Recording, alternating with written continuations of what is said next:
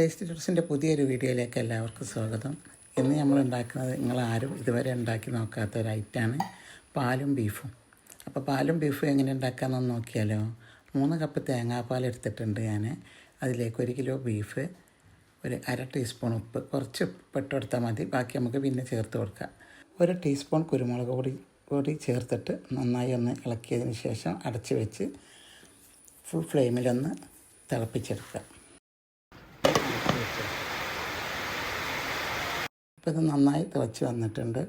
ഇനി ഒന്ന് ഇളക്കിയതിന് ശേഷം തീ ഒന്ന് കുറച്ചിട്ട് കൊടുക്കുക. തേങ്ങാപ്പാലിൽ തന്നെ കിടന്ന് വേകുമ്പോൾ നല്ല ടേസ്റ്റാണ് ഈ ബീഫിന് കേട്ടോ. ഇത് ഞാൻ കുറച്ച് കടല അമ്മൂസ് ഉണ്ടാക്കാൻ വേണ്ടി വെച്ചതാണ്. അപ്പോൾ അതിൻ്റെ ഇടയിൽ വെറുതെ ഒന്ന് കാണിച്ചതാണ്.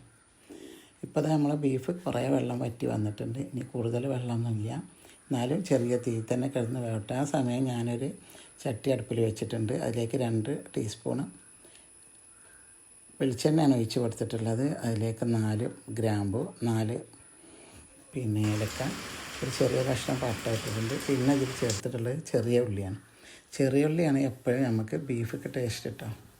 അപ്പോൾ ഈ ചെറിയ ഉള്ളിയും കൂടെ ആകുമ്പോൾ, തേങ്ങാപ്പാലും ചെറിയ ഉള്ളിയും ബീഫും കൂടെ ആകുമ്പോൾ ഭയങ്കര ടേസ്റ്റാണിത്. എന്തായാലും ഒന്ന് എല്ലാവരും ഒന്ന് നോക്കണം ഉണ്ടാക്കിയിട്ട്. നല്ല ടേസ്റ്റാണ്. അതിലേക്ക് അല്പം ഉപ്പ് കൂടെ ചേർത്ത് കൊടുക്കാം. ബീഫ് വെന്തോന്ന് നോക്കുകയാണ്. അപ്പോൾ ഒന്നും കൂടെ ആവാണ്ട്, ശരിക്കായിട്ടില്ല. അപ്പോൾ ഇത് നന്നായിട്ടൊന്നും കൂടെ ഇളക്കി കൊടുക്കുക. പിന്നെ കുറച്ച് വലിപ്പമുള്ള തക്കാളിയാണ് ഞാൻ എടുത്തിട്ടുള്ളത്. തക്കാളിയുടെ പുളി ഇതിലേക്ക് നല്ല ടേസ്റ്റാണ് കേട്ടോ. അപ്പോൾ അതും ഇട്ടതിന് ശേഷം പിന്നെ ഞാൻ 1/2 ടീസ്പൂൺ മഞ്ഞൾപ്പൊടി, 2 ടേബിൾ സ്പൂൺ മല്ലിപ്പൊടി, 2 ടീസ്പൂൺ മുളക് പൊടി, 3/4 ടീസ്പൂൺ ഗരം മസാല എല്ലാം കൂടെ എടുത്ത് വെച്ചാണ്. ഇഞ്ചി വെളുത്തുള്ളി പേസ്റ്റ് ചേർത്ത് വെക്കുക. അത് നന്നായി ഒന്ന് അതിൻ്റെ ഒരുവിധം മൂത്ത് വന്നതിന് ശേഷം ഈ പൊടികൾ ഇതിലേക്ക് ചേർത്ത് കൊടുക്കുക. ഇനി നന്നായി ഒന്ന് ഇളക്കി കൊടുക്കുക.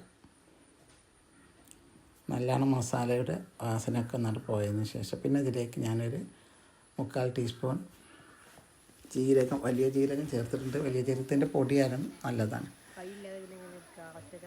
പിന്നെ 1/2 കപ്പ് ചൂടുള്ള വെള്ളമാണ് ഒഴിച്ചത്. അതായത് നമ്മളെ ബീഫ് ഞാൻ ഇതിലേക്ക് ചേർത്ത് കൊടുത്തിട്ടുണ്ട്. ഇനി നന്നായി ഒന്ന് മിക്സ് ചെയ്ത് കൊടുക്കുക. എന്നിട്ടൊന്നും കൂടെ ഒന്ന് അടച്ച് വെക്കണം കേട്ടോ.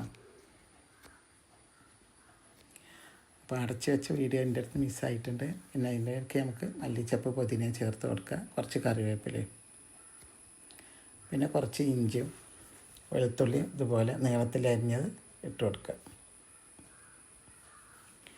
എന്നിട്ട് നന്നായി ഒന്നും കൂടെ ഇളക്കി മിക്സ് ചെയ്യുക.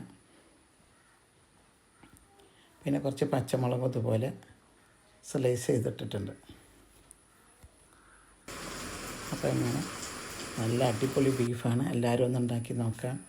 എന്തായാലും എല്ലാവർക്കും ഇഷ്ടമാവും കേട്ടോ. നല്ല ടേസ്റ്റാണ്, പറഞ്ഞറിയിക്കാൻ പറ്റാത്തൊരു ടേസ്റ്റാണ്. നല്ലോണം മസാല ഒക്കെ ഉണ്ടാവും കേട്ടോ. ഈ രൂപത്തിൽ, ഈ പാകത്തിൽ ഉണ്ടാക്കി നോക്കിയാൽ. അപ്പോൾ ഇത്രയേ ഉള്ളൂ വീഡിയോ ഇഷ്ടമാവുകയാണെങ്കിൽ ലൈക്ക് ചെയ്യാനും ഷെയർ ചെയ്യാനും സബ് ചെയ്യാനൊന്നും മറക്കല്ലേ. അടുത്ത നല്ലൊരു വീഡിയോയുമായി ഞാൻ ഉടൻ തന്നെ വരുന്നതാണ്. അസ്സലാമു അലൈക്കും.